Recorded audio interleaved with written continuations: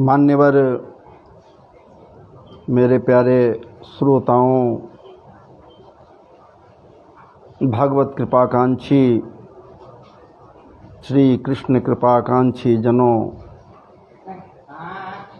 आपके समक्ष लाइव हूँ, कुछ लेकर आया हूँ।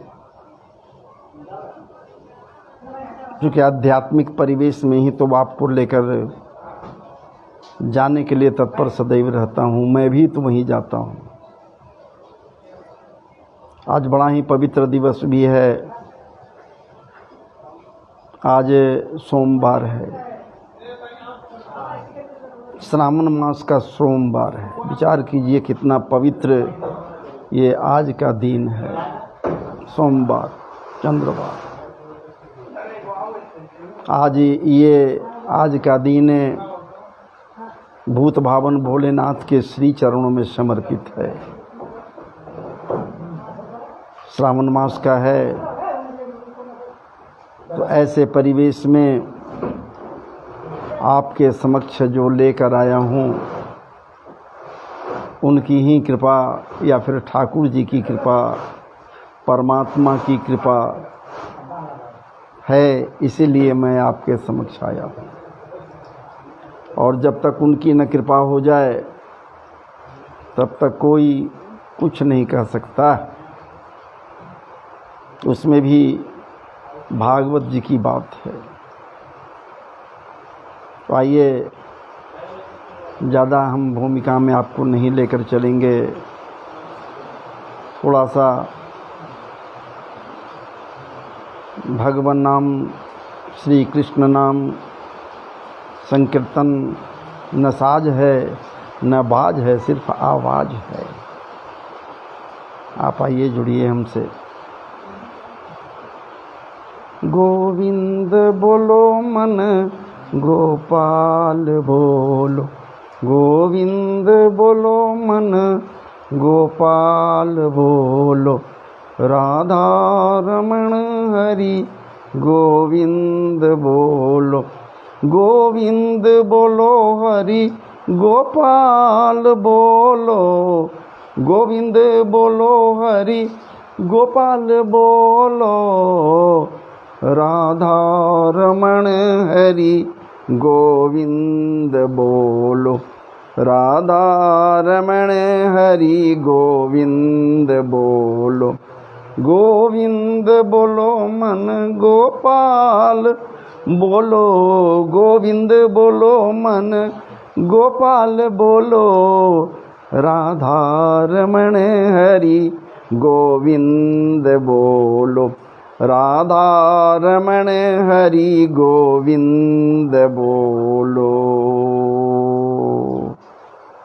जय जय श्री राधे, जय जय श्री राधे, जय जय श्री राधे। गुरुर्ब्रह्मा गुरु विष्णु गुरुदेव महेश्वर, गुरु साक्षात् परब्रह्म तस्मै श्री गुरुवे नमः। गजाननं भूतगणाधिसेवितं कपित्थजम्बो फलचारुभक्षणम् उमासुतं शोकविनाशकारकं नमामि विघ्नेश्वरपादपङ्कजं। हिमाद्रितनयां देवीं वरदां शङ्करप्रियां, लम्बोदरस्य जननीं गौरीमावाहयाम्यहम्। ॐ नमः शम्भवाय च मयोभयाय च, नमः शङ्कराय च मयस्कराय च, नमः शिवाय च शिवतराय च। ओम नमस्ते रुद्रमन्यव उतोतैखवे नमः, बाहुभ्यां मुतते नमः। श्री शाम सदा शिवाय नमः, श्री शाम्ब सदा शिवाय नमः।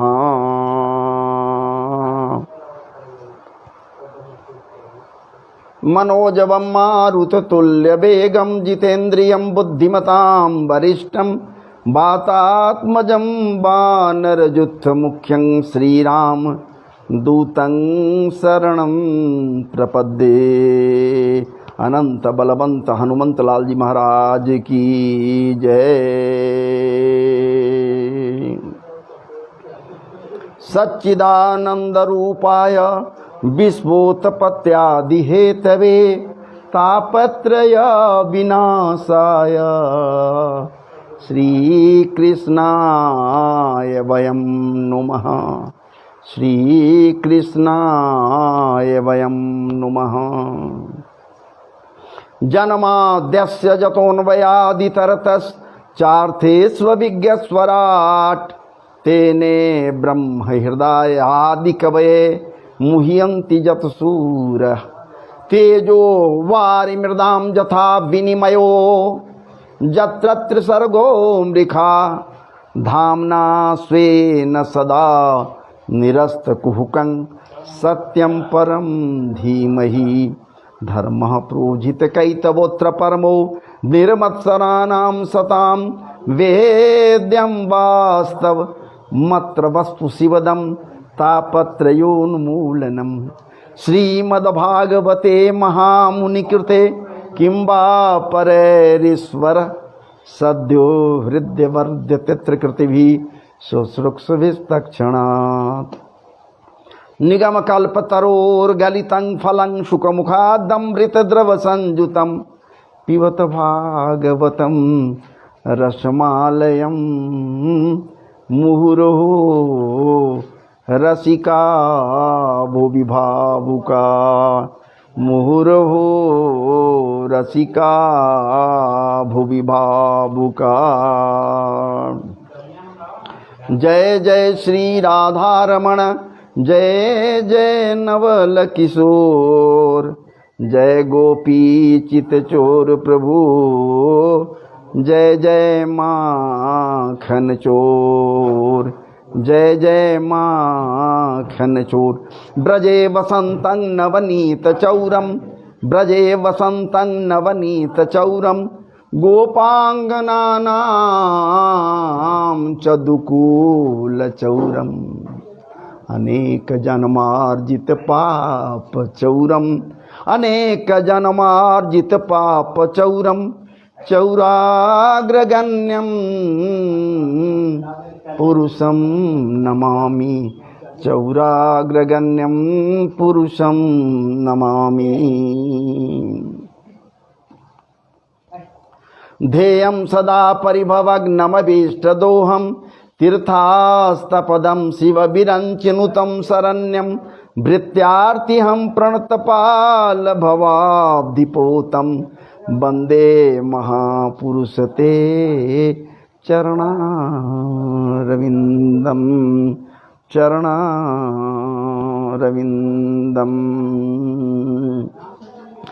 मनोजवं मारुततुल्यवेगं जितेन्द्रियं बुद्धिमतां वरिष्ठं वातात्मजं वानरयुद्धमुख्यं श्रीरामदूतं शरणं प्रपद्ये।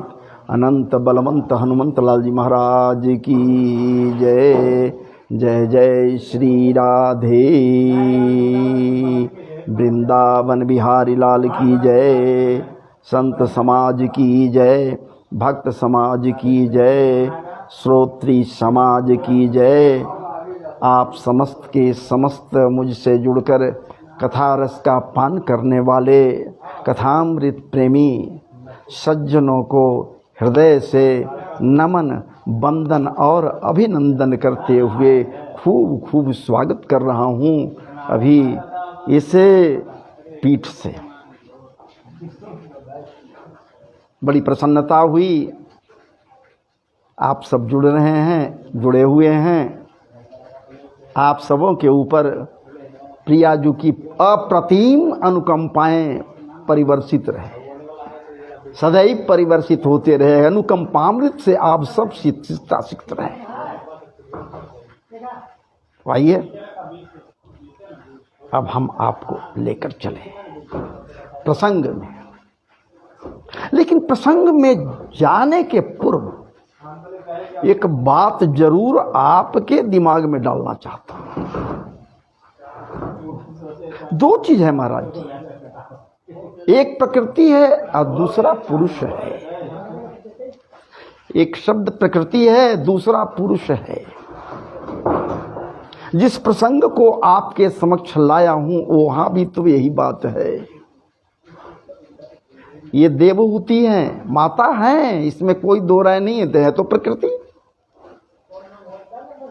विचार कीजिए। और भगवान कपिल भी तो क्या हैं? ठीक है, वो कुछ हैं जो अंधकार में अभी है, डार्क में है। अनुभव करने पर वो महाराज जी स्पष्ट होगा कि वो है कौन। लेकिन इतना बात तो तय है कि वो कोई सामान्य मानव नहीं है महाराज जी, सामान्य मानव नहीं है। कपिल जी भगवान कपिल के नाम से विश्वविख्यात हैं। भगवान कपिल सामान्य मत समझिए, ये पुरुष हैं। प्रकृति और पुरुष दो हैं यहां। लेकिन एक बात इतना तो जरूर हम सबों को समझना होगा कि प्रकृति पुरुष तो हैं जरूर, प्रकृति में भी वही है, परमात्मा प्रकृति के अंदर भी वही है और पुरुष के अंदर भी वही है। विचार कीजिए। तो भला प्रकृति और पुरुष में अंतर कहाँ है महाराज जी? मैं रात में या एक दो बार और पूज्य स्वामी श्री करपात्री जी का श्रवण कर रहा था। जब तक श्रवण कीजिए, मनन कीजिए, ऐसे महाराज जी क्या नाम है, परम विज्ञ जन की बातों को हृदय में बैठाइए नहीं, मनन कीजिए तो क्या कहीं कुछ कोई कह सकता है? हा? वो तो साफ कह रहे हैं, बड़ा दर्शन है। साफ कह रहे हैं कि तो दर्शन है। आप जो महसूस करो वो बात एक अलग है, लेकिन ये है तो दर्शन। वो परमात्मा जिसका महाराज जी कोई लिंग नहीं होता, वो परमात्मा, वो परम पुरुष, वो पर ब्रह्म जिसका कोई नाम भी नहीं होता। नाम भी यदि हम लोग कहते हैं पर ब्रह्म तो हम लोग भले कहते हैं कि पर ब्रह्म। कहाँ कहता है कि हम ब्रह्म हैं? नहीं, हम लोग कहते हैं कि ब्रह्म, पर ब्रह्म। लेकिन महाराज जी क्या उसका कोई लिंग है? क्या बात है। गोस्वामी जी कहते हैं कि ईश्वर अंश जीव अविनाशी। गोस्वामी जी कह रहे हैं ईश्वर अंश जीव अविनाशी। वो ईश्वर वही तो इस जीव के अंदर है। तो क्या उसका, उस अविनाशी का, वो परमात्मा का, वो ब्रह्म का कोई लिंग है महाराज जी? कोई लिंग तो नहीं है। ना वो स्त्रीलिंग है, ना वो पुल्लिंग है, और ना महाराज जी नपुंसकलिंग है। तो है क्या? परम तत्व है। और यही परम तत्व प्रकृति या पुरुष के भीतर जब रहता है, क्या बात है। पुरुष गुण से अलंकृत होकर जब किसी शरीर में वो प्रवेश करता है, वो पुरुषत्व को धारण किए हुए जब किसी शरीर में वो प्रवेश करता, मांस का लोथड़ा ही तो है, गर्भगत है महाराज जी। और जब वहां प्रवेश करता है तो पुरुष पैदा लेता है। नाम भी पुरुष का हम देते हैं, कहते कि ये तो पुरुष का नाम है, ये तो पुरुष का नाम है, पुरुष का नाम न दो। विचार कीजिए, विचार करने की बात है। और वही परम सत्ता का मालिक पर ब्रह्म परमात्मा जब स्त्रियोचित गुणों को धारण किए हुए किसी मांस के लोथड़े में, गर्भगत मांस लोथड़े में जब प्रवेश करता है, किसी शरीर को में प्रवेश करता है, तो महाराज जी वो स्त्री रूप में जन्म लेता है, स्त्री रूप में है। विचार कीजिए। और जब वही दोनों गुणों को धारण किए हुए पुरुषोचित और स्त्रीयोचित गुणों को धारण किए हुए किसी लोथड़े में प्रवेश करता है, किसी शरीर में प्रवेश करता है, तो महाराज जी क्या उत्पन्न होता है आपको तो पता है, आपको समझ ही रहे हैं, आप स्वयं विज्ञ हैं। नपुंसक लिंग का होता है, जिसे किन्नर कहते हैं, आदि आदि।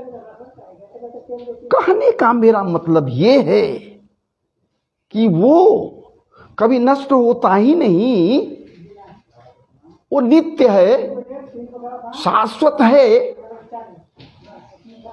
परम सत्ता का मालिक शाश्वत है। महाराज जी,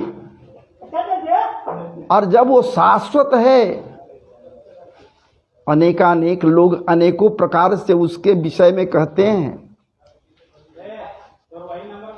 उसके विषय में अनेकानेक लोग अनेक प्रकार से कहते हैं। यम ब्रह्मा समुपासते शिवैति, यम ब्रह्मा समुपासते शिवैति ब्रह्मेति वेदांति न अरहं नित्यति जैन शासन रतौ कर्मेति मीमांसका।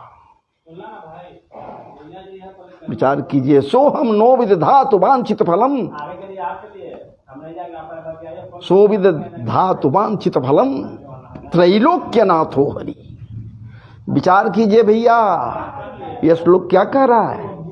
अपना अपना भाव है, अपना अपना विचार है, अपने विचार से उसे लोग अनेकों प्रकार का नाम देता है, ये बात एक अलग है, लेकिन है तो वो चिन्मय है, तो वो चिन्मय चिदानंद है।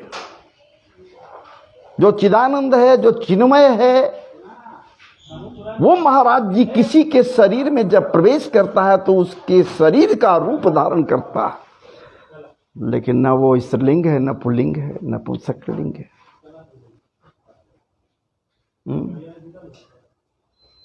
वही वहां भी है और वही यहां भी है, वही है।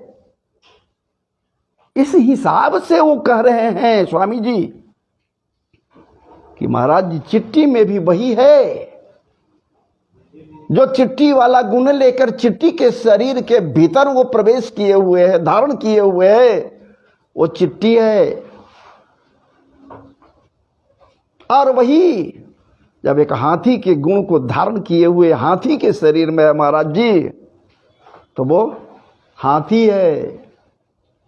इसका मतलब ये नहीं कि हाथी के शरीर में अत्यंत विशाल बनकर के वो बैठा हुआ है और चिट्ठी के शरीर में चिट्ठी के जैसा छोटा बनकर बैठा हुआ है, या फिर दृश्य वो है, सूक्ष्मदर्शी है, से देखने वाला जीव अगर है, उसके शरीर में सूक्ष्म रूप से विद्यमान है? नहीं, वो समभाव से हर जगह प्रत्येक जीव जीवात्माओं में विद्यमान है, वो जिसका कहीं कोई महाराज जी विखंडन नहीं कर सकता। इस प्रकार से सम्मिलित है, इस प्रकार से सम्मिश्रित है वो, जैसे दूध में घी। विचार कीजिए, जैसे दूध में घी। और उसकी कृपा पाने के लिए लोग क्या से क्या कर बैठते हैं। नहीं तो कली को तो कब का समाप्त कर दिए होते। हमारे परीक्षित जी महाराज खड़ग निकालकर दौड़ पड़े, ठहर दुष्ट कहीं का। क्षमा कीजिए, क्षमा कीजिए, मैं जाऊं कहां, मैं जाऊं कहां, मैं जाऊं कहां? आपका ही तो सब जगह साम्राज्य है, जहां जा रहा हूं वहां आप मुझे धनुष्मान लिए हुए दिखलाई दे रहे हैं, तो मैं जाऊं कहां? और जबकि हमको रहना ही यही है। तुमको यहां रहना था, तुम में है गुण क्या है? कुछ गुण भी है। हम जानते हैं कि तुम में तो अवगुण भरा हुआ है, तुम में तो सिर्फ अवगुण भरा हुआ है। इतना अवगुण है जिसके विषय में कहा नहीं जा सकता। तू तो ब्याल के सदृश है, तू तो भक्षण करने के लिए दौड़ते चल रहा है, कि मैं जीवों का ग्रास बना लूं, जीवों को ग्रास बना लूं। काल व्याल मुख ग्रास त्रास निर्नाश हेतवे श्रीमद्भागवतम शास्त्रम कलौ की रे नभाषितम। श्री सुखदेव जी महाराज कहते हैं कि दौड़ा चला रहा है। तो तू भयंकर है, तो तुझ में गुण है कुछ तो हमको बतलाओ कि जिस गुण पर मैं तुझे छोड़ सकूं। कली कहा कि प्रभु जी गुण हम में यही है कि पूर्व में बहुत काल पहले त्रेता और द्वापर में लोग अनेकानेक वर्षों जन्म जन्मांतरों तक भगवत कृपा पाने के लिए बेचैन होकर तपस्यारत रहते, बेचैन होकर तपस्यारत रहते थे। बहुत काल के बाद यदि ठाकुर कृपा प्राप्त हो गया तो फिर तो कहना ही क्या है, नहीं तो कोई जरूरी नहीं था। लेकिन आज क्या है, मेरे यहां रहने से हम इतने दयावान हैं, हमारा युग हमारा समय इतना दया से भरा हुआ है कि बस नाम ही आधार है। उस परमात्मा का यदि कोई नाम ले ले, श्री राम जय जय राम, हरे कृष्ण कृष्ण कृष्ण हरे हरे, ओम नमः शिवाय ओम नमः शिवाय। महाराज जी इस प्रकार से यदि कोई नाम का जप कर ले, नाम बोले भी यदि नहीं, धारण किए हुए रहे, तो उसका कल्याण ही कल्याण होगा। और एक समय ऐसा भी आ सकता है कि उसके श्रद्धा और भक्ति से प्रसन्न होकर वो परमात्मा, वो ठाकुर उसके सामने साक्षात भी हो सकता है।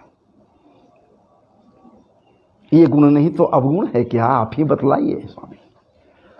पर जिद समझ गया, हाँ बात तो ठीक कह रहा है भाई, तो इसके लिए तो ठीक तो है, बढ़िया है, कोई दिक्कत नहीं है, छोड़ दी। विचार कीजिए, 4 स्थान दे दीन, जा तू वहीं रह।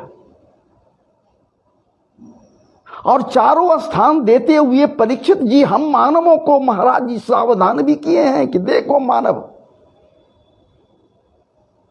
ए जनमानस सावधान हो जा। इसलिए कि ये जो अनैतिक कृत्य जहां हो रहे हैं, जहां पाप का ही हिसाब है, वही स्थान मैं कली को दे रहा हूं। विचार कीजिए, वो स्थान मैं दे रहा हूं। इसलिए सोच समझ करके कोई बात करना, कभी सोचना भी नहीं कि हम वहां जाएं, जाने के लिए सोचना भी नहीं। अगर चले गए तो फिर बर्बाद हो जाओगे भैया, कहीं का नहीं रहोगे। 4 स्थान मैं दे रहा हूं, क्या बात है। द्यूत स्थान दिया, द्यूत स्थान जहां जुआ होता है। विचार कीजिए कितना भयंकर वो स्थान है, द्यूत स्थान। इसी के तो फेरे में महाराज जी महाभारत हुआ।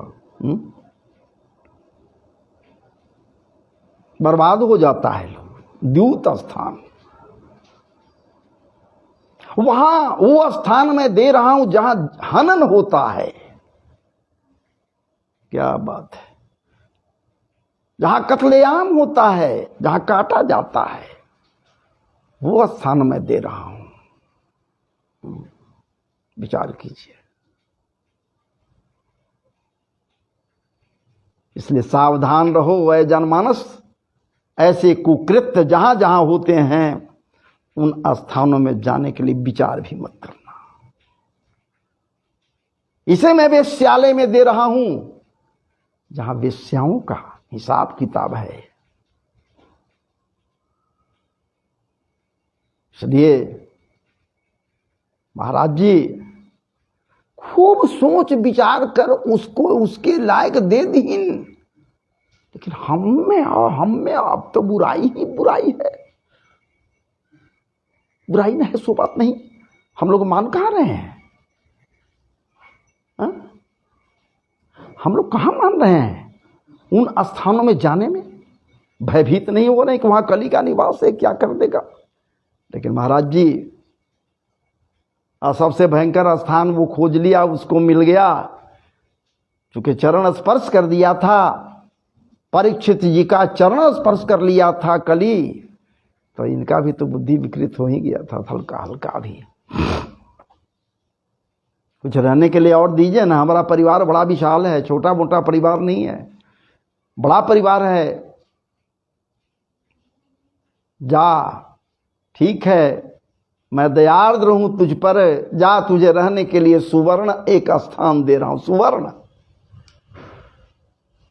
सुवर्ण सोना को कहते हैं। सोना, ये धातु वाला सोना ही सिर्फ नहीं है। जो मूल्यवान कीमती वस्तु है वो सुवर्ण से ही उसकी तुलना की जाती है। विचार कीजिए। और खास करके उन्हें उस सोना में निवास करना, उस वस्तु में निवास करना जो बहुत ही महत्वपूर्ण है, जो अनैतिकता से किसी से झटक लिया गया हो, नीति को त्याग कर जिससे जो चीज उसको छीन लिया, झपट लिया, उसमें जा तू निवास कर। महाराज जी परीक्षित जी देते हुए भूल गए थे, लेकिन इसी कथा में अगर हम लग गए तो आगे कहाँ जाएंगे। जो आपको यहां दिखलाई दे रहा है, श्रीमद् भागवत कथा रस धारा, भगवान कपिल और देवहूति संवाद। कहने का मेरा तात्पर्य है वही चिन्मय आकार, चिन्मय आनंद, वही ठाकुर जिसका कोई, क्या बात है, अविनाशी है, अविकारी है, अखंड, अछेद्य, अभेद्य, सारा कुछ वो है, अलगा हुआ है। कर्तुम अकर्तुम सर्वथा कर्तुम, सब तो वही लगा हुआ है। विचार कीजिए। लेकिन सब में महाराज जी सम्मिश्रित है, दूध में घी की भांति। तब तो चतुश्लोकी में कह रहा है, हमें वासमे वाग्रे नान्यद जब तत्परम पश्चात हम जदे तच्च यो वसी से, तो सोच में हम, हाँ? मैं ही तो सब कुछ हूं, अभी हूं, आने वाले समय में भी रहूंगा, पूर्व में भी था। जो कभी नहीं सो बात नहीं, सदैव मैं ही हूं। और कैसे हूं? ना मैं स्थूल रूप में हूं, ना मैं सूक्ष्म रूप में हूं, और ना मैं दोनों का कारण अज्ञान रूप में ही हूं। मैं कुछ नहीं हूं, लेकिन सब कुछ हम ही हैं। हमें वासमे वाग्रे नान्यद जब सत्वरम पश्चात हम जदे तच्च योग शिष्य तो सोचम जितेर्थम जब प्रतीयत न प्रतीयत चात्मनि। इसमें नहीं जाएंगे महाराज जी, आगे बढ़िए। तो इस प्रकार से यहां हर चीज कहा जा रहा है। रात में हम श्रवण करते हैं निश्चित रूप से प्रसंग, और कोशिश करते हैं उन्हीं के प्रसंग को श्रवण करें। और क्या कहें, हट नहीं सकते हैं पूज्य श्री करपात्री जी के वक्तव्यों से सुनकर मुग्ध हो जाएंगे। बशर्ते कि धारण करने की प्रवृत्ति हो, धारण कर सकें। अब यहां हम बात कर रहे हैं कपिल जी के विषय में, ये बात कर रहे हैं देवहूति जी के विषय में। ये कपिल जी कौन है, देवहूति जी कौन है, देवहूति जी कौन है और कपिल जी कौन है। हम इस प्रसंग पर आपको ले चल रहे हैं। इस प्रसंग में देवहूति जी महाराज मनु जी के 5 संतानों में एक संतान है, जिनका नाम है देवहूति। ये कन्या है मनु जी के। विचार कीजिए, देवहूति जी। और कपिल जी कौन है? कपिल जी यही देवहूति माता देवहूति हुई, इन्हीं के सुपुत्र हैं।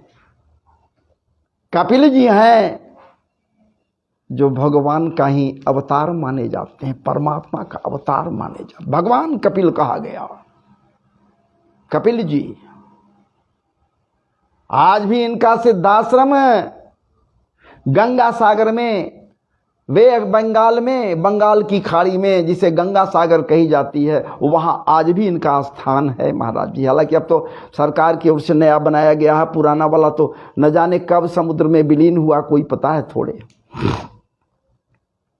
और उसी स्थान पर राजा सगर के 60,000 पुत्र जो भस्मीभूत हुए थे, उनका उद्धार भगीरथ के द्वारा, भगीरथ प्रयास से, माता गंगा के आविर्भाव होने के कारण महाराज जी मोक्ष प्राप्त हुआ था। 60,000 सगर सुवन 60 सहस परस जल मात्र उदाहरण, अगणित धारा रूप धारी सागर संचारण। ये भगवती गंगा की बात हो रही है। गंगा कहती है कि हमको आप धराधाम पर जाने के लिए कहते हैं, कैसे जाऊं? वहां पापियों को उद्धार करने के लिए तो हमें भेज रहे हैं। पवित्र रहूंगी थोड़े, मैं भी तो अपवित्र हो जाऊंगी, मैं भी अपवित्र हो जाऊंगी। ठाकुर जी कहते हैं कि नहीं देवी, आप अपवित्र नहीं हो सकती, क्योंकि आप जब वहां प्रवाहित होंगी, कल कल कल्लोलवंतनी धारा से आप जब प्रवाहित होंगी, तो आपके पवित्रतम प्रवाह, आपके परम पवित्रतम प्रवाह में पापात्मा ही सिर्फ नहीं आएंगे, पुण्यात्माओं का भी आगमन होगा। अनेक संत महर्षि जन आपके, क्या बात है, प्रभाव को जो जानते हैं उनका भी तो आप में निमज्जन आदि होगा। आप पवित्र हो जाएंगी, पवित्र ही रहेंगी, इसलिए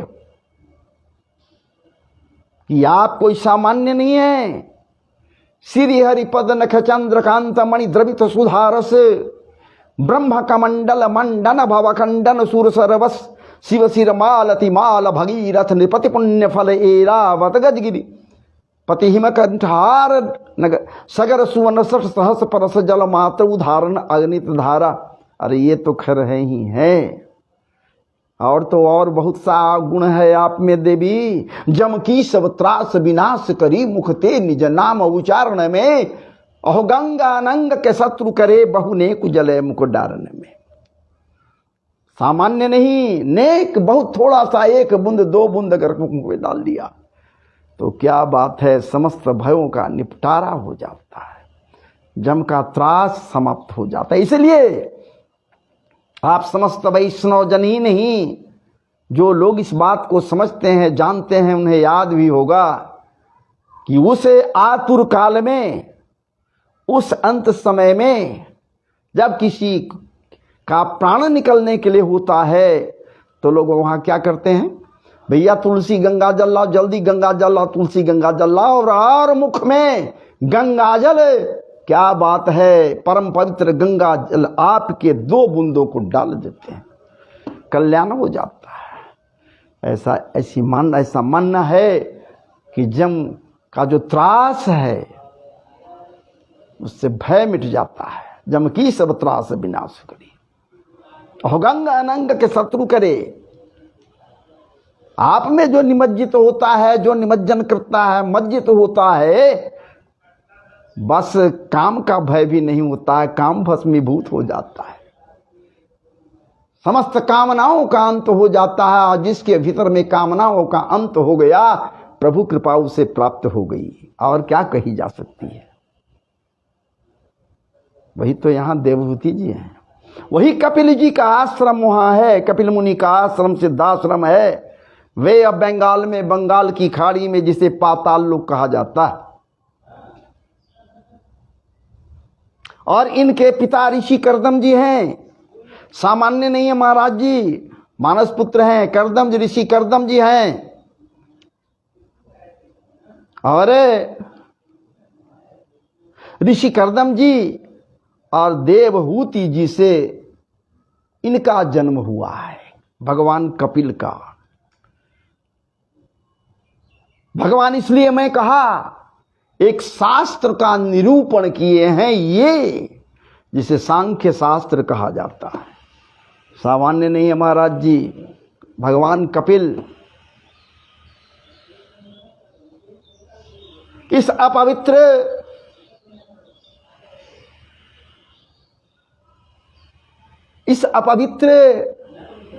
धारा में, जलधारा में, दुख तकलीफ से युक्त धारा में लोग डूबते रहते हैं, पचते रहते हैं।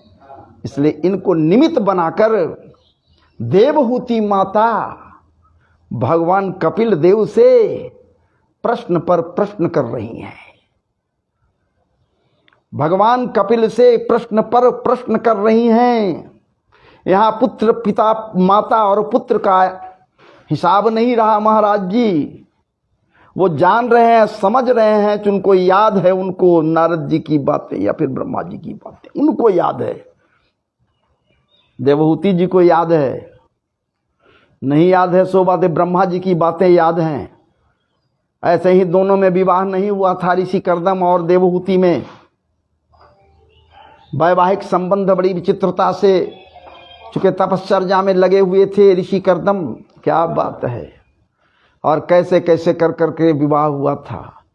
वहाँ इनको ज्ञात हो गया था देवहूति जी को कि आप दोनों से जो उत्पन्न होगा वही आपका सांख्य शास्त्र का निरूपण करेगा और भक्ति के मार्ग को प्रशस्त करेगा।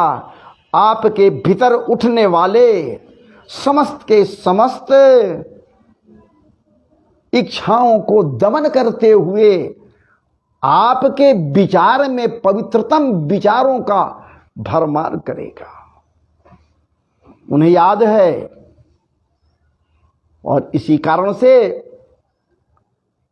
महाराज जी जब ऋषि कर्दम गुजर गए, ऋषि कर्दम चले गए लोक में,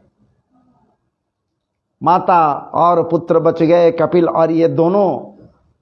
एक दिन की बात है, एक दिन की बात है, आसन सुखद एक आसन पर भगवान कपिल देव नित्य निमित्त कृत्य करने के पश्चात संध्या बंदनों परांत बैठे हुए, प्रसन्न चित्त से आनंद पर प्रसन्नता छलक रहे हैं, बैठे हुए हैं। और उनके समक्ष माता देवहूति बैठी हुई हैं, अपने हृदय में नाना प्रकार के उत्कंठाओं को लेकर, कुछ जानने की इच्छाओं को लेकर, चूंकि उनको ज्ञात है कि ये अगर नहीं बतलाएगा तो कौन बतला सकता है हमें। उनको याद हो गया कि हाँ वो तो बतलाने वाले हमको बोल ही गए हैं ब्रह्मा जी की, बस सारा कुछ यही कर सकता है। और इस प्रकार से हम आगे बढ़ें भागवत जी में तो सुनिए,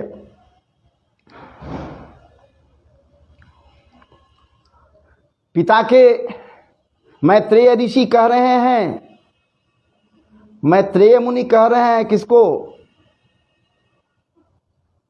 उद्धव जी को बतला रहे हैं मैत्रेय मुनि।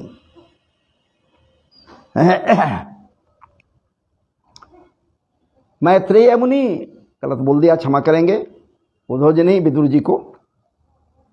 विदुर जी और मैत्रेय मुनि के बीच में संवाद हो रहा है। तो उद्धव जी प्रश्न कर रहे हैं और प्रश्न का उत्तर यहां पर दे रहे हैं मैत्रेय ऋषि। परम विद्वान हैं जी महाराज, हर चीज की जानकारी इनको है, मैत्रेय ऋषि को। और मैत्रेय ऋषि से ये प्रश्न करते हैं, उसका जवाब दे रहे हैं, कर रहे हैं क्या? पितरी मैत्र उवाच पितरी प्रस्थितेरन्यं मातुः प्रियचिकीर्षया तस्मिन् बिन्दुसरे वात्सीत् भगवान् कपिलः किल तमासीन मकर्माणं तत्त्वमार्गाग्रदर्शनं स्वसुतं देवहूत्याः धातुः अस्मरति वचः संस्मरति वचः। पिताजी के बन जाने के पश्चात, अभी मृत्यु को नहीं प्राप्त हुए, वन को चले गए हैं, तिरोहित नहीं हुए हैं, वन को चले गए हैं। पिताजी के वन में जाने के पश्चात बिंदुसर तीर्थ में कपिल भगवान माता देवहूति के साथ रहने लगे। बिंदुसर तीर्थ है, वहीं रह रहे हैं दोनों। और एक दिन तत्व समूह के पारदर्शी भगवान कपिले कर्मकलाप से विरत हो आसन पर विराजमान है। कर्मकलाप से विरत होकर, नित्य नैमित्तिक कर्मों से निवृत्त होकर, या फिर यूं कहिए कि संध्या वंदन आदि भी कर करके अपने आसन पर जमे हुए हैं, बैठे हुए हैं। उस समय ब्रह्मा जी के वचनों का स्मरण करके, ब्रह्मा जी के द्वारा जो बतलाई गई थी बातें, उसको स्मरण किए हुए माता देवहूति प्रश्न कर रही हैं, सब प्रश्नों का समाधान चाहती हैं भगवान कपिल से, अर्थात अपने पुत्र से। इनके लिए पुत्र हैं, इसमें कोई दो राय नहीं है, लेकिन ये साक्षात भगवान हैं, कपिल हैं, साक्षात भगवान कपिल हैं। इनसे प्रश्न कर रहे हैं।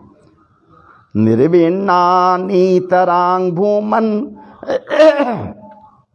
निर्विन्नानितरांग भूमन सदिन्द्रिय तरखणात् येन संभाव्यमानेन प्रपन्नान्धं तमः प्रभो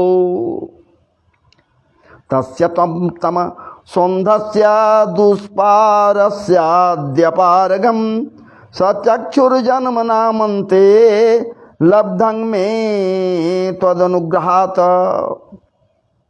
कहते हैं क्या, हे प्रभु, हमें इन दुष्ट इंद्रियों, ये जो समस्त इंद्रियां हैं ना जी महाराज जी, इनको दुष्ट ये कह रही हैं, दुष्ट इंद्रियां कह रही हैं कि विषय लालसा से मैं ऊब गई हूं। विचार कीजिए, गोपियां भी पवित्र हो गई हैं। कैसे गोपियां कैसे पवित्र हो गई? विचार कीजिए। कथा रस का पान की हैं, ठाकुर रस को धारण की हैं, ठाकुर रस से अपने आप को परिपूर्ण कर ली हैं ये गोपियां। तव कथामृतम तप्त जीवनम कविभिरीडितम कल्मषापम, समस्त कलमशों का अंत कर ली हैं ये गोपियां। चूंकि आपको ये विदित है, नहीं विदित है तो जानिए समझिए ये गोपी है कौन, गोपी किसको कहा गया? जो अपने समस्त इंद्रियों से, जो अपने समस्त इंद्रियों के द्वारा कृष्ण रस का पान करे वही तो गोपी है। गोपी अपने समस्त इंद्रियों से कृष्ण रस का पान करे या यूं कहिए अपने समस्त इंद्रियों से, इंद्रियों के द्वारा भगवत रस के भगवत्ता का पान करे, भगवत प्रेम से अपने आप को परिपूर्ण कर ले, वही गोपी है, वही गोपी है। अजी महाराज पंडाल के ऊपर बैठा हुआ वो जो सुख सदृश बैठा हुआ है, मंचासीन है सुखदेव के रूप में, वो भी गोपी भाव लाएगा तभी न जी। जब तक राधा भाव नहीं लाएगा तब तक कुछ कह सकता है क्या? चूंकि शिष्य किसका है, उन्हीं का तो शिष्य है, तो भाव तो वही लाना है। और श्रवण करने वाले पंडाल से नीचे जितने बैठे लोग हैं, जब तक गोपी भाव नहीं लाएंगे कुछ नहीं पा सकते हैं। भागवत ये रस का पान नहीं कर सकते हैं। ये भागवत कथा है, भागवत रस का पान नहीं कर सकते हैं, नहीं पान कर सकते हैं। भाव तो लाना पड़ेगा, नहीं तो रूखा सूखा यदि बैठे रहो, राधे राधे मत बोलो, तो ये तो कोई बात नहीं हुई, तब तो फिर कुछ नहीं मिलेगा। राधे राधे बोलना तो जरूरी है, जहां भी हो जैसे भी हो, भैया राधे राधे बोलो। रूखा सूखा यदि पंडाल में कोई बैठा हुआ है तो ये चरितार्थ कहां हो रहा है? उसे रसिक होना होगा, भावुक होना होगा। जब रसिक होगा, भावुक होगा, तब ये चरितार्थ हो जाएगा। महाराज जी निगम कल्प तरोर गलितं फलं शुकम खादम ऋतद्रव संयुतं पिबत भागवतम रसमालयम मुहुर्हो रसिका भुवि भावुका। बार बार पियो, बार बार पियो। विचार करो भैया। भाग जाता हूं, इधर से उधर चला जाता हूं, लेकिन क्या कीजिएगा। वही माता यहां पर कह रही हैं पुत्र के समक्ष, ठीक है हमारा तुम्हारा माता और पुत्र का संबंध है, लेकिन जब तुम आए मेरे पुत्र गूढ़ और गुप्त रहस्यपूर्ण रहस्य से भरे हुए पवित्रतम मार्ग प्रदर्शित करते हुए मेरे ज्ञान के भंडार को जागृत कर दोगे, समस्त कुहुक मिट जाएगा, तो भला मेरे लिए तुम तो गुरु के समान हो। अब सही बात भी है, गुरु और कौन होता है? जो अपने गुरु से शिष्य को प्रकाशित कर दे, ज्ञान के भंडार को महाराज जी प्रकाश में ला दे, समस्त कलमशों का अंत कर दे, किलविशों का दूर कर दे, किलविश भी समाप्त हो जाए, कलमश समाप्त हो जाए, वही तो गुरु है, वही तो गुरु है। नहीं तो कान सिर्फ फूंक दिया और फूंक कर कभी शिष्य के, क्या बात है, धारणाओं को पवित्र नहीं बनाया, वो गुरु क्या है? वो तो धिक्कार है, गुरु नहीं है। बातें यही हो रही है। अभी तो प्रारंभिक क्षण है, आपको भी लग रहा है कि क्या क्या ये बोल रहे हैं महाराज जी।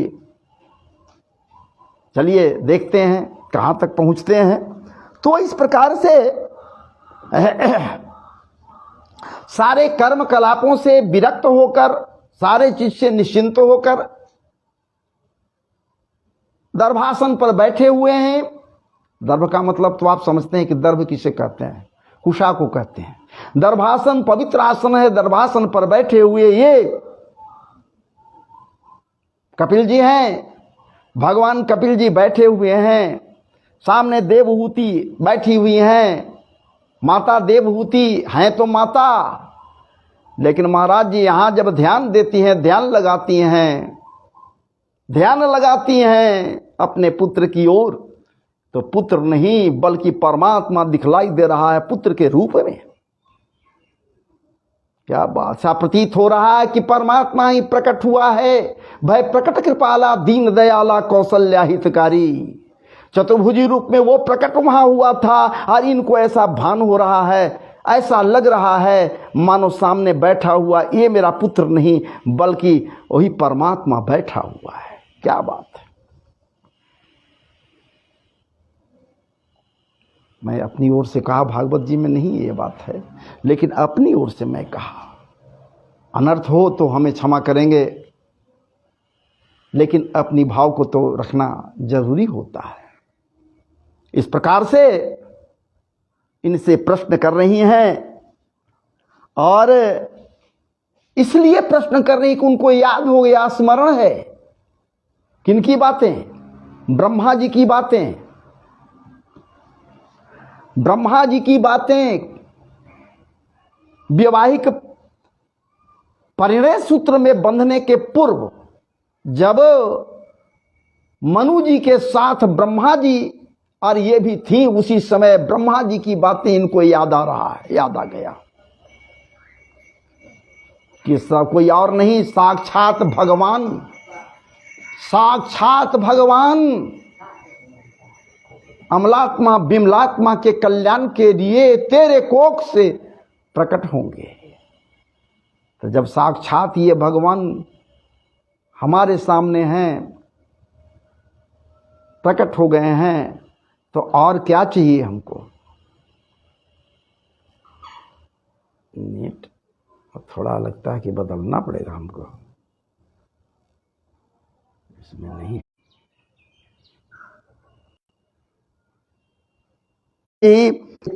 तस्मिन् जो जीत्वया कर रहे हैं, प्रभो मैं दुष्ट इंद्रियों से ऊब सी गई हूं। हर कोई उब जाता है। इंद्रियां जब विफल होने लगती हैं, मन बुद्धि चित्त अहंकार जो भी हैं, इनके वशीभूत जो लोग हैं, उत्तमोत्तम मार्ग को नहीं पकड़ पाता है, ऐसा समझ लेता है, मान लेता है कि हम पर ये इंद्रियां प्रभाव जता रही हैं। और ऐसे परिस्थिति में ये विषय लालसा में हम सब के सब लगे रह जाते। अजी महाराज जी विषय लालसा में ही लगकर कामनाओं को हृदय में जमा कर ही तो हम सब चाहते हैं कि ठाकुर को प्राप्त करें, लेकिन क्या कामनाओं को हृदय में धारण किए हुए ठाकुर को कोई प्राप्त कर सकता है? भगवत कृपा प्राप्त कर सकता है? नहीं। समस्त कामनाओं का त्याग कोई नहीं करेगा तो भगवत कृपा नहीं मिल सकता है, नहीं पा सकता है। सवाल ही नहीं है कि भगवत कृपा प्राप्त हो जाए। निष्काम होना होगा, अन्यथा ठाकुर तो निष्काम कर ही देगा। यदि आपको प्रेम है, सच्ची श्रद्धा उसके श्री चरणों में है, तो आपको निष्काम करने में एक मिनट एक पल का भी देर नहीं करेगा, निष्काम कर ही तो देगा। कामना रूपी वस्त्रों का हरण कर लेगा, कामना रूपी अहंकार रूपी वस्त्रों का हरण कर लेगा। विचार कीजिए, वो ठाकुर ऐसा है। यही तो कह रहे कि हम ऊब गए हैं। और ऐसे परिस्थिति में इनकी इच्छा पूरी करते रहने में मैं अज्ञान अंधकार में डूब जाती हूं। ये इंद्रियां कामनाओं को जागृत करती हैं, इच्छाएं जगती हैं, और जब इच्छाएं जगती हैं तो अनेकानेक कर्मों में लगाने के लिए हमें उद्दत कर्म सबों को उद्दत करती हैं ये इंद्रियां। इससे निवृत्त होने का कोई मार्ग है? यदि इससे इसके निवृत्ति के लिए कोई उत्तमोत्तम मार्ग है, मैं उसे जानना चाहती हूं। इसलिए आप कृपा कर करके अज्ञान अंधकार से हमें निकालो, हमें निकाल लीजिए। अज्ञान रूपी अंधकार में हम डूब रहे हैं, उतरा रहे हैं, और इसी कारण से अज्ञान रूपी अज्ञानता रूपी कुहासा कुहुक में हम इतने डूब सा गए हैं, कुहुक से लगता है कि निकल नहीं पाएंगे। महाराज जी देखिए, यहां पर आ गया अज्ञान अंधकार की बात हो रही है। और प्रथम मंगलाचरण में यही तो बात कही गई है, जन्माद्यस्य जतोन्वयादि तरतः जन्माद्यस्य जतोन्वयादि तरतश्चार्थेष्व विज्ञस्वराट तेने ब्रह्म हृदय आदि कवये मुह्यन्ति जत्सूरया तेजो वारि मृदाम यथा विनिमयो जत्र सर्गो मृखा धामना स्वेन सदा निरस्त कुहुकं सत्यम परम धीमहि।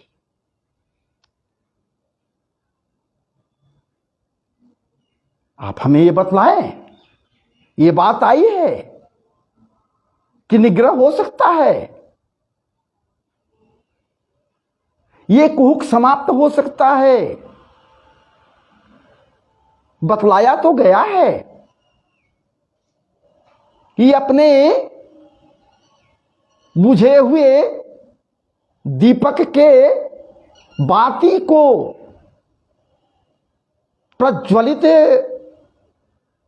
प्रभु प्रेम रूपी बाती से स्पर्श करा दो। वो प्रज्वलित है, दिव्य प्रकाश से प्रकाशित है, बस स्पर्श करा दो। और यदि स्पर्श हो गया तो समस्त कुहुक का नाश हो जाएगा। ये अंधकार छट जाएंगे। अंधकार रह ही नहीं सकता। अंधकार रहे कैसे? क्योंकि ये माया है। मैं समझ रही हूं, ये माया है, स्वप्न के सदृश्य है।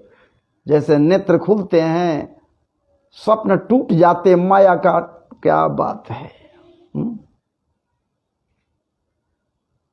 जैसे माता यशोदा भगवान को अपने मुख में देख रही हैं, अपने मुख में नहीं बल्कि एक दूसरे का तारतम्य मिला हुआ है। माता यशोदा देख रही हैं कि मैं भगवान के बालक कृष्ण के मुख में हूं। पूर्व को पूर्व ब्रह्मांड है, ये ब्रजभूमि भी है, ब्रज परिवेश भी है, और मैं भी हूं, मेरा पुत्र ये कृष्ण बालक कृष्ण भी है। सब देख रही है। लेकिन महाराज जी, जब कुहुक का नाश हुआ, अब माया का लोपहीन ठाकुर, माया हट गया, छट गया, तो फिर सामान्य सा हो गया, कहीं कुछ नहीं। इसलिए हे प्रभु, इसे मैं पड़ी हुई हूं अज्ञान अंधकार में, और यहां से निकलने का मुझे कोई मार्ग नहीं दिखलाई दे रहा है। आप चाहेंगे मार्ग प्रशस्त होगा। अब आपकी कृपा से मेरी जन्म परंपरा समाप्त हो चुकी है। देखिए कितना बड़ा चीज ये कह रहे हैं, भगवान के ही कृपा से जन्म परंपरा। जन्म परंपरा का मतलब हो गया महाराज जी, पुनरपि जननं पुनरपि मरणं, पुनरपि जननं पुनरपि मरणं, पुनरपि जननी जठरे शयनं। विचार कीजिए भैया, ये जो परंपरा है, आवागमन, जाना आना, काल चक्र है, इससे मैं मुक्त हो गई हूं आपके ही कृपा से। मेरे अंदर ऐसी कोई बात अब है ही नहीं कि जो वो हमें सता दे, उसका भय मुझे रहे कि मैं कहां जाऊं, कहां न जाऊं, कहां जाऊं, कहां न जाऊं। अरे मैं जिन जिन जोनियों में अपने कर्मों के मुताबिक जाऊं, वहां तुम मुझे याद रहोगे, स्मृति बनी रहेगी। ऐ ठाकुर, ऐ मेरे पुत्र। जैसे वृत्राचार्य जी कहते हैं, वृत्रासुर कहता है, ममोतमसलोक जनेषु सख्यं, ममोतमसलोक जनेषु सख्यं, संसार चक्रे भ्रमतः स्वकर्म भी, जन्माय आत्मात् मजदार गेहे, स्वासक्त चित्त सननाथ भूयात। हे नाथ, अपने कर्मों के मुताबिक मैं जिन जिन जोनियों में जाऊं, जहां भी मुझे जाने का मौका मिले, बस आपकी स्मृति बनी रहे। हमें आपसे कुछ नहीं चाहिए। देखिए माता देवहूति बैठी हुई हैं, सामने ठाकुर के रूप में भगवान कपिल बैठे हुए हैं। विचार कीजिए, माता कह रही हैं कि मेरे अंदर जो कुछ भी है, मन बुद्धि चित्त अहंकार सब पवित्र हो गए हैं, कामनाओं का कोई शेष नहीं है, सब लोप हो गए हैं। और मैं जान रही हूं कि मैं आपके कृपा से आवागमन के साधन से मुक्त हो गई हूं, लेकिन एक अपेक्षा मेरा रहेगा, मैं जहां भी रहूं, जैसे भी रहूं, आपकी याद बनी रहे ऐ ठाकुर। बाकी मुझे कुछ नहीं चाहिए। वृताचार्य यही तो करें, न नाक पृष्ठम न चपारमिष्टम न सार्वभौमम न, क्या बात है, रसाधिपत्यम न जोग सिद्धिर न पुनर्भवम बा समंजसत्वा विरहय कांक्षे। एकमात्र आपके विरह में मैं जलता रहूं, आपके विरह में मैं जलती रहूं। यहां भाव यही है, माता है, देवभूति जी है, आपके याद में मैं जलती रहूं, आपके चाह में मैं जलती रहूं। ऐसी कृपा आप हम पर बना दो ठाकुर, ऐसी कृपा हम पर आप बना दो। मैं तो निमित्त हूं। प्रसन्न है कपिल देव जी इसलिए कि समझ रहे हैं कि माता जो कुछ पूछ रही है अपने लिए सिर्फ नहीं, पूरे सृष्टि के लिए, समष्टि के लिए, हर किसी के लिए पूछ रही है, मार्ग प्रशस्त कर रही है, मार्ग खोल रही है कि प्रभु को पाने का मार्ग क्या है। जिस प्रकार परीक्षित जी के एक ही प्रश्न से परम हंस श्री सुखदेव जी महाराज प्रसन्न हो गए थे सुखताल में भागीरथी के तट पर। कुछ नहीं, म्रियमाण का क्या कर्तव्य है, जो मरने वाला है उसका क्या कर्तव्य है, उसे क्या करना चाहिए, प्रश्न यही है। वो कहा कहीं कि हमें बचा लीजिए प्रभु, हमें सांप डसेगा मर जाएंगे, नहीं तो वो तो सीधे सबके लिए जो प्रश्न है वही कि म्रियमाण का क्या कर्तव्य है। सबको तो इसी 7 दिन में गुजरना है जी, 7 ही दिन तो शेष है। शनिचर इतवार सोमवार मंगल बुध बीफे शुक्र, इसके अलावे भी कोई दिन है क्या? इन्हीं 7 दिनों में तो सबको गुजरना है, और फिर भी अहंकार, क्या बात है। लेकिन एक बात याद रखो भैया, सबकी बात है, सब लोगों को मैं कह रहा हूं, हर किसी को, मैं भी समझता हूं इस बात को, कोशिश करता हूं। कुत्सित विचारों का लोप करो, तभी लोप होगा जब ठाकुर, अरे जितने देर बैठकर भैया हमसे कुछ सुन रहे हो, मैं आपको सुना रहा हूं, मैं बोल रहा हूं, उतने देर तो निश्चित रूप से सबसे मुख मोड़े हुए हैं, कहीं कुछ नहीं है। समस्त भावनाएं समाप्त है, एक ही भावना है, प्रभु प्रेम, प्रभु प्रेम, प्रभु प्रेम, प्रभु प्रेम।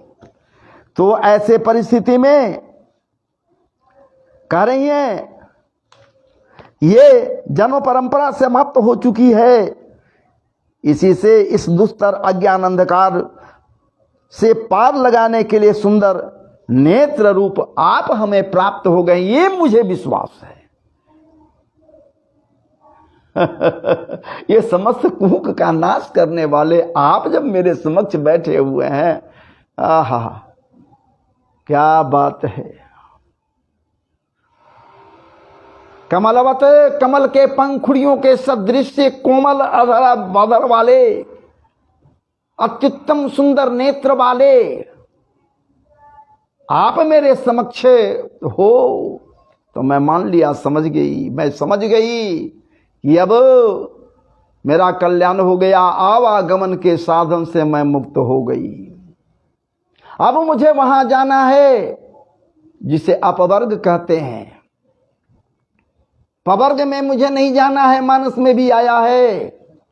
लंकिनी कहती है, तात स्वर्ग अपवर्ग सुख, तात स्वर्ग अपवर्ग सुख, धैर्य तुलाई कयंग, तुलैन ताही सकल मिली, जो सुख लव सत्संग। ये सत्संग का ही तो प्रभाव है, सत्संग ही तो है कि आपका संग मुझे प्राप्त हुआ। ऐ ठाकुर, आप ठाकुर के रूप में मेरे समक्ष बैठे हो, वो भी ठाकुर। इतना ही नहीं तो मुझे पवर्ग में कहां से जाना होगा, जहां प फ ब भ म। स्वर्ग में पवर्ग है, प से पाप है, फ से फल की इच्छा है, ब से बंधन है, भ से भय है, और म से मद है, अहंकार है, या फिर मृत्यु भी है। ये मुझे समझ में आ गया प्रभु कि अब तो मुझे जब भी जाना है तो अपवर्ग में जाऊंगी मैं। अपवर्ग जहां है बैकुंठ, आपका गोलोक धाम, आपका वो जो अपवर्ग है जहां ये सब जो चला गया वो दोबारा वापस नहीं लौट कर आता है। आपकी कृपा होगी तभी कोई आएगा, अन्यथा वो आ नहीं सकता है। इसलिए आप मेरे समक्ष हो तो समस्त कामनाओं का निरस्त होना तय है, निरस्त हो गया मेरे अंदर में। इसलिए आप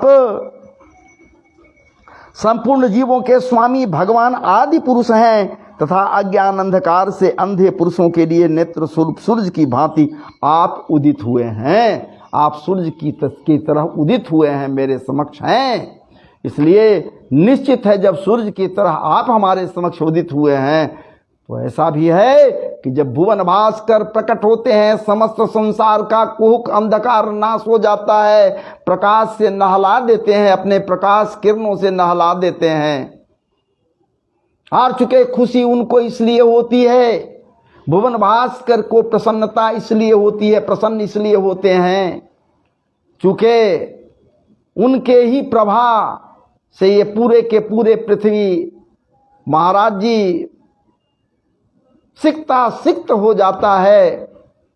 उनके ही रश्मियों के कण कणिकाओं को ग्रहण करके ये पृथ्वी कृतार्थ होती है, धरा कृतार्थ होती है और भुवन भास्कर अपने ही उन रश्मियों से पुनः इसे अपने में अवशोषित कर लेते हैं, अवशोषित कर लेते हैं और तत्वों के साथ जो है उसको भी वो अवशोषित कर लेते हैं। इसलिए वो भी तो प्रसन्न हो जाते हैं।